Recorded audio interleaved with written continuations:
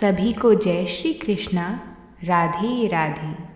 आज हम सभी कार्तिक महात्म्य की चौथा अध्याय प्रारंभ करते हैं। बोलिए भगवान विष्णु की जय। माता शारदा की कृपा, लिखूं भाव अनमोल, कार्तिक महात्म्य का कहूँ चौथा अध्याय खोल।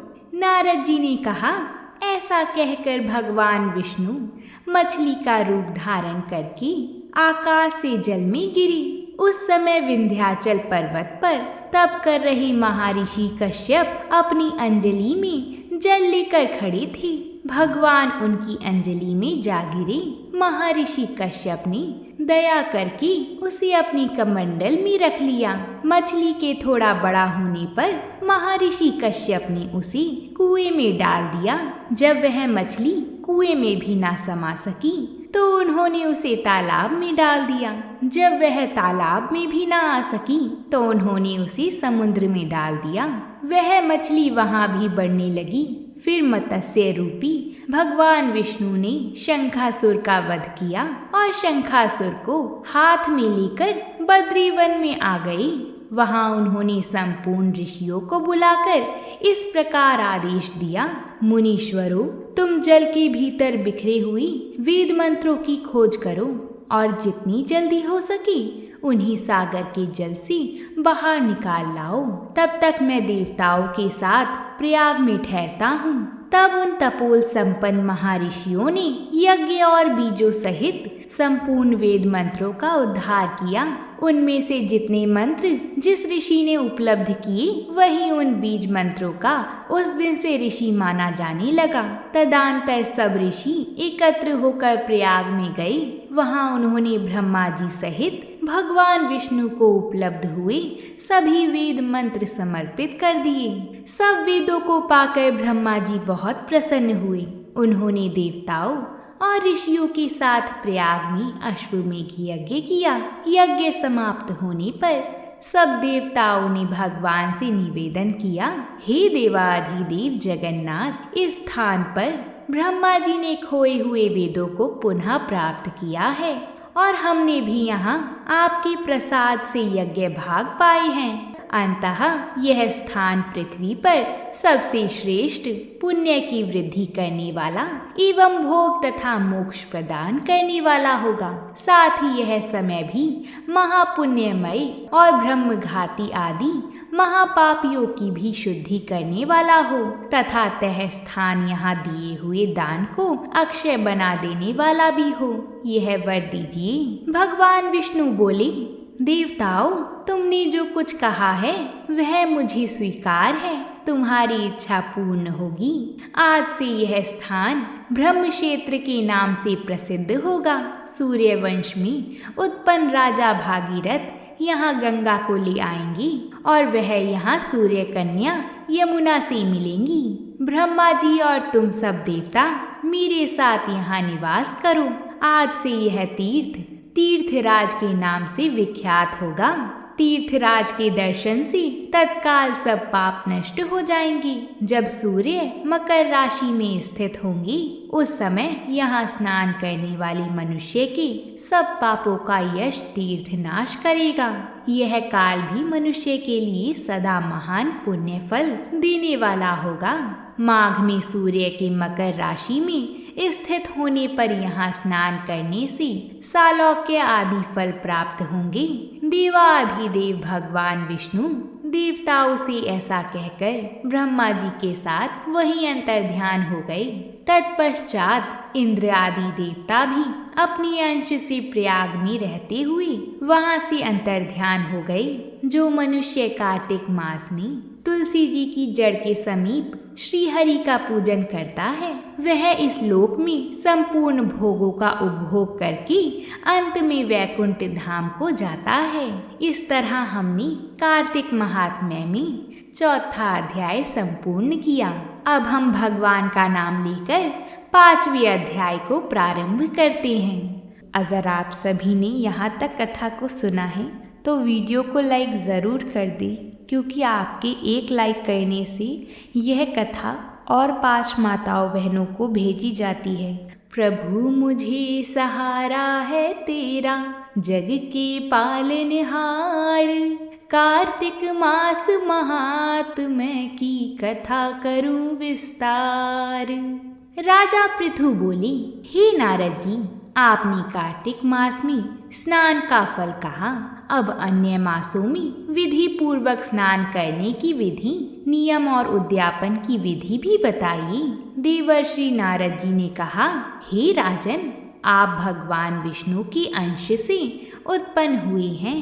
अंततः यह बात आपको ज्ञात ही है, फिर भी आपको यथाचित विधान बतलाता हूँ। अश्विन माह में शुक्ल पक्ष की एकादशी से कार्तिक के व्रत करने चाहिए।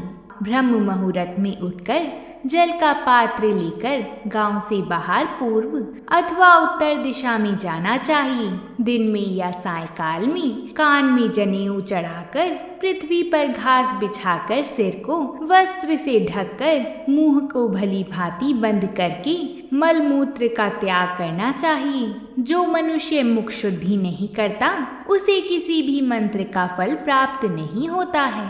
अंततः दांत और जीभ को पूर्ण रूप से शुद्ध करना चाहिए और इस मंत्र का उच्चारण करते हुए दातून तोड़नी चाहिए।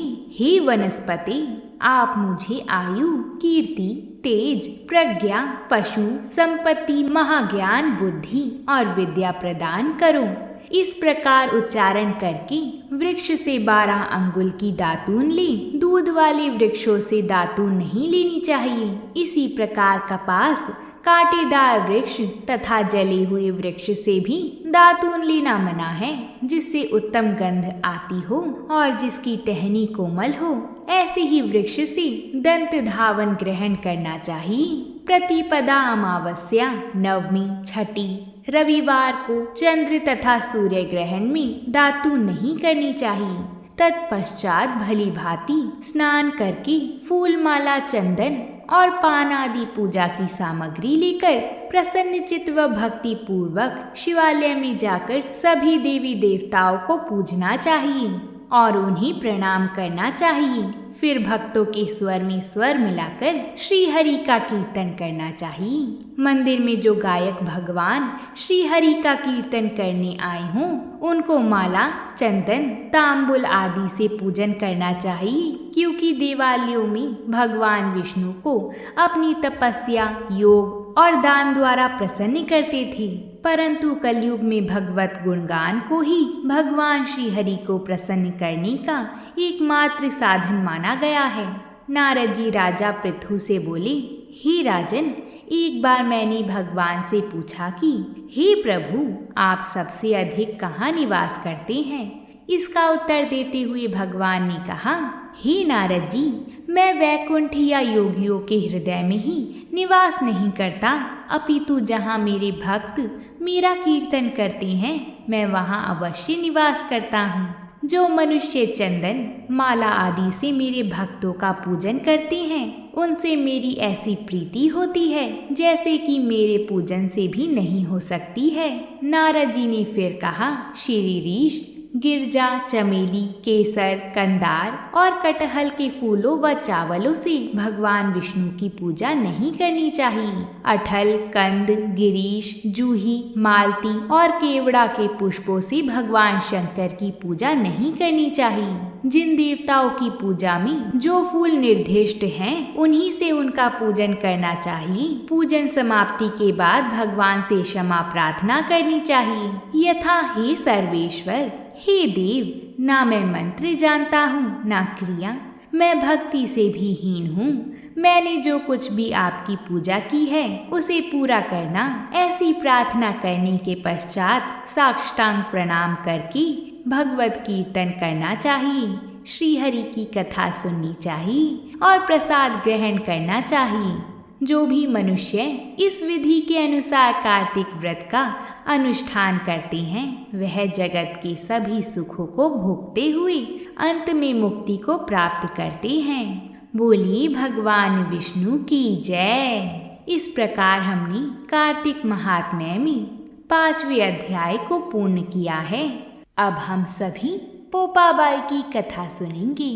प्राचीन काल की बात है किसी नगर में एक भाई बहन रहा करती थी। बहन का नाम पोपाबाई था। भाई की शादी हो गई थी। पोपा बहुत ज़्यादा नियम व्रत करती थी। एक दिन उसने अपने भाई व भाभी से कहा कि मैं शादी नहीं करूँगी। मेरे रहने के लिए गांव के बाहर एक झोपड़ी बनवा दो। मैं उसी में रहकर अपना जीवन व्यतीत कर लूँगी। पोपाबाई ने गांव के सभी लोगों से कहा कि आप लोग अपने अपने गाय बछड़े को मेरे झोपड़े के पास घास चरने के लिए छोड़ दिया करो। मैं सभी के गाय बछड़ों की देखभाल किया करूँगी। उसके बदले जो भी बचा कुचा खाने को हो वह मुझे दे देना। मैं वही खाकर रह लूँगी। एक दिन उस नगर का राजा शिकार खेलने जंगल में आया और गांव के बाहर जंगल के पास बनी झोपड़ी देखकर रुक गया। झोपड़ी के पास जाकर उसने आवाज़ लगाई कि कौन है, लेकिन भीतर से कोई आवाज़ न आने पर वह लगातार दरवाज़ा खटखटाता रहा। तब पोपाबाई उठी और कहने लगी कि कौन हो तुम जो बार बार दरवाज़ा खटखटा रही हो। राजा ने कहा कि मैं यहाँ का राजा हूँ और तुम्हारे साथ विवाह करना चाहता हूँ। पोपाबाई ने कहा कि जहाँ से आए हो वहीं चले जाओ। मैं किसी पराये आदमी का मुंह नहीं देखती। राजा ने पोपाबाई की एक नहीं सुनी और उसे जबरदस्ती उठाकर ले गया। तब पोपाबाई ने राजा को श्राप दे दिया कि उसका सारा राजपाट नष्ट हो जाएगा। महल में आने पर राजा की रानियों ने सारी बात सुनकर राजा से अनुरोध किया कि इसे वहीं वापस छोड़ाओ। राजा जब पोपाबाई को वापस झोपड़ी में छोड़ने जाने लगा तो रास्ते में पाप की नदी आई जिसमें वह डूब गया। पोपाबाई धर्मराज जी के यहाँ पहुँची और धर्मराज जी ने उन्हें स्वर्ग का राज दे दिया। एक बार एक सेठ व सेठानी मृत्यु लोक से स्वर्ग लोक को आई तो उसके द्वार बंद देखकर वह धर्मराज जी से द्वार खोलने का आग्रह करने लगी। धर्मराज जी ने कहा कि इस द्वार पर पोपाबाई का राज्य है। इस पर सेठ सेठानी ने कहा कि हम पोपाबाई को नहीं जानते। धर्मराज जी ने दोनों की बात सुनकर कहा कि तुम दोनों 7 दिनों तक मृत्यु लोक में रहो।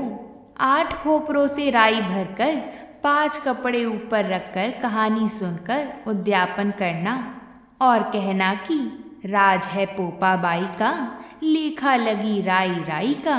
सारे बोलो पोपाबाई की जय हो।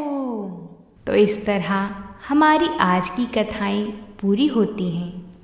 उम्मीद करती हूँ कि आप सभी को कथाएं पसंद आई होंगी। आप सभी का संबंध भगवान से ऐसे ही बना रहे